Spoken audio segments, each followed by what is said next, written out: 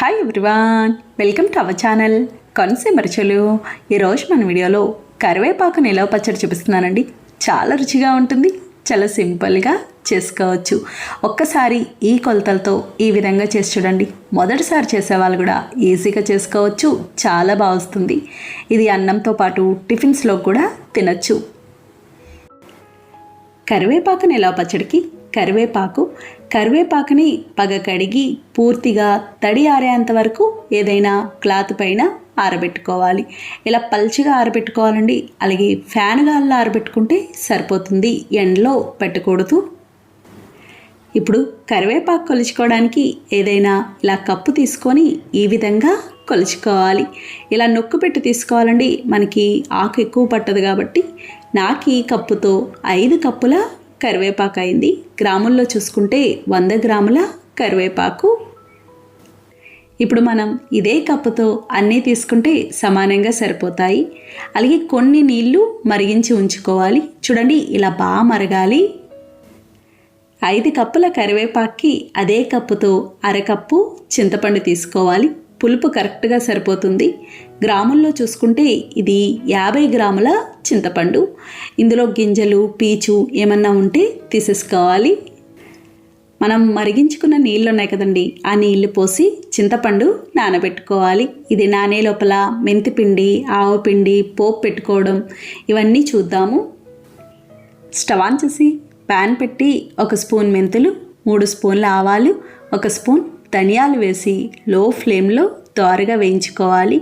కరివేపాకు పచ్చడికి ధనియాలు వేయడం వల్ల చాలా బాగుంటుంది. ఇలా కలుపుతూ ఉండాలండి, సమానంగా వేగుతాయి. చూడండి, ఇలా బాగా వేగినాయి కదా, ఈ రంగు రావాలి. ఇలా వస్తే సరిపోతుంది. ఇప్పుడు ఇవి మిక్సీ జార్లోకి తీసుకోవాలి. బాగా చల్లారాలి. ఇవి బాగా చల్లారనియండి. ఇప్పుడు మెత్తగా మిక్సీ పట్టుకోవాలి. చూడండి, ఇలా మిక్సీ పట్టుకున్నాం కదా, ఈ విధంగా ఉండాలి. మెంతి పిండి, ఆవు పిండి తయారైంది. ఇప్పుడు పోపు చూద్దాము. ఇది చల్లారడానికి టైం పడుతుంది కాబట్టి ముందు పోపు పెట్టేసుకుంటే సరిపోతుంది. 5 కప్పుల కరివేపాకుకి అదే కప్పుతో 1.25 కప్పుల వేరుశనగ నూనె తీసుకోవాలి. వేరుశనగ నూనె అయితే బాగుంటుంది. నూనె వేడయ్యాక స్పూనున్నర శనగపప్పు, స్పూనున్నర మినప్పప్పు, 1 స్పూన్ జీలకర్ర, 1 స్పూన్ ఆవాలు వేసి వేయించుకోవాలి. ఒకవేళ మీకు పచ్చిశనగపప్పు వద్దు అనుకుంటే మానేయచ్చు, మిగతాయి వేసుకోవచ్చు. చూడండి, ఇలా సగం పైన వేగినాయి కదా, సగం పైన వేగాక కచ్చాబచ్చాగా దంచిన వెల్లుల్లి రేకలు వేసి వేయించుకోవాలి. పెద్ద వెల్లుల్లిపాయ 1 తీసుకున్నాను. ఏ పోపుకైనా సరే అన్నీ ఒకేసారి వేసేయకూడదు. చూడండి, వెల్లుల్లి కూడా ఇలా వేగింది కదా, ఇవి ఇలా వేగాక ఎండుమిర్చి ముక్కలు, ఎండుమిర్చి 7 కాయలు, కొద్దిగా కరివేపాకు, 1/2 స్పూన్ ఇంగు వేసి వేయించుకోవాలి. కరివేపాకు, ఎండుమిర్చి ఎప్పుడైనా సరే ఇలా చివర్లో వేసుకోవాలండి, అప్పుడు ఎండుమిర్చి మాడకుండా ఉంటుంది. చూడండి, ఇలా వేగినాయి కదా, ఇప్పుడు స్టవ్ ఆఫ్ చేసుకోవాలి. బాగా చల్లారాలి. ఇప్పుడు కరివేపాకు వేయించుకుందాం. కరివేపాకు వేయించుకోవడానికి అదే కప్పుతో 1/2 కప్పు వేరుశనగ నూనె వేసుకోవాలి. అంటే కరివేపాకు వేయించుకోవడానికి సరిపడా వేసుకుంటే సరిపోతుంది. నూనె వేడయ్యాక కరివేపాకు వేసి మీడియం ఫ్లేమ్లో పచ్చివాసన పోయే వరకు వేయించుకోవాలి. ఇది వేగడానికి కాస్త టైం పడుతుంది. మధ్య మధ్యలో కలుపుతూ ఉండాలి, సమానంగా వేగుతుంది. చూడండి, ఇది ఇలా వేగింది కదా, ఇలా వేగితే సరిపోతుంది. మనకు తెలుస్తుందండి, పట్టుకొని చూస్తే ఆకు కొంచెం క్రిస్పీగా ఉన్నట్టుంటుంది. ఈ విధంగా వేగాలి. ఇలా వేగాక స్టవ్ ఆఫ్ చేసుకోవాలి. అదే సరిగ్గా వేగలేదనుకోండి, మనం మిక్సీ పట్టేటప్పుడు మెత్తగా అవ్వదు. ఇప్పుడు ఇది గిన్నెలోకి తీసుకోవాలి.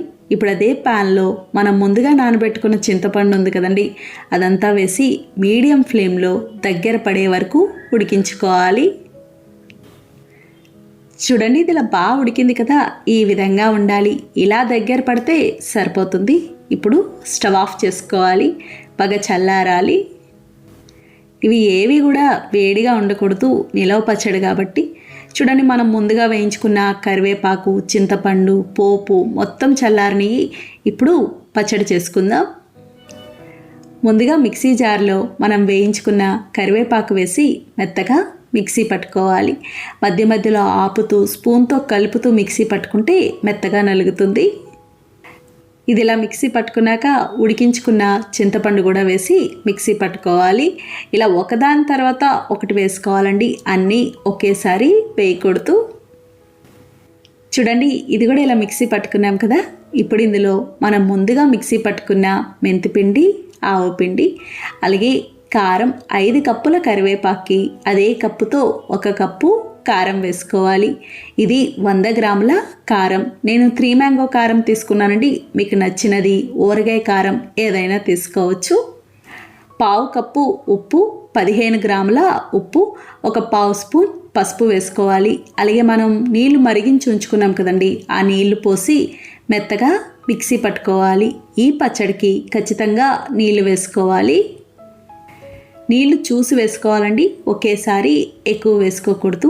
అలాగే మరిగించిన నీళ్ళే కాబట్టి ఊరగాయ పాడవుతుందేమో అన్న భయం అవసరం ఉండదు. ఇది మిక్సీ పట్టేటప్పుడు సరిగ్గా కలవదండి. మీరు స్పూన్తో కలుపుతూ మిక్సీ పట్టుకుంటే మొత్తం బాగా కలుస్తుంది.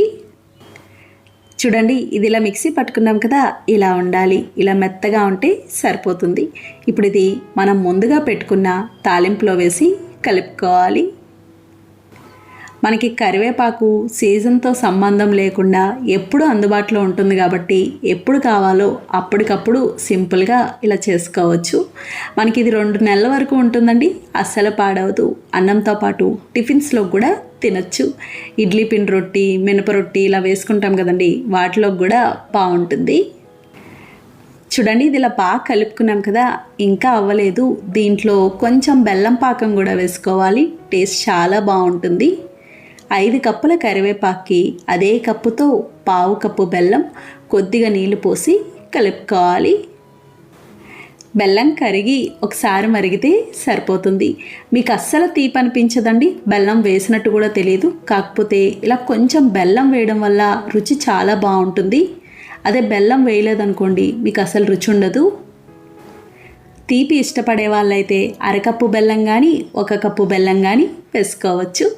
చూడండి, బెల్లం కరిగి ఇలా ఒక్కసారి మరిగితే సరిపోతుంది. ఇప్పుడు స్టవ్ ఆఫ్ చేసుకొని బెల్లం పాకం ఇలా వేడిగా ఉండగానే మనం ముందుగా కలుపుకున్న పచ్చళ్ళలో వేసి కలుపుకోవాలి. ఇంతేనండి, కరివేపాకు నిలవ పచ్చడి తయారైంది. చాలా చాలా బాగుంటుంది, కమ్మగా ఉంటుంది. తినే కొద్దీ తినాలి అనిపించేంత. ఫ్రిడ్జ్లో కూడా పెట్టాల్సిన అవసరం ఉండదండి. బయట 2 నెలల వరకు ఉంటుంది. అదే ఫ్రిడ్జ్లో పెట్టుకున్నారనుకోండి 5-6 నెలల వరకు ఇంతే ఫ్రెష్గా ఉంటుంది, అస్సలు పాడవదు. చూసారు కదా ఫ్రెండ్స్, చాలా సులభంగా తయారు చేసుకున్నాం. నచ్చిందండి వీడియో? మీకు నచ్చితే లైక్ చేయండి, షేర్ చేయండి, కామెంట్ చేయండి. Thank you for watching.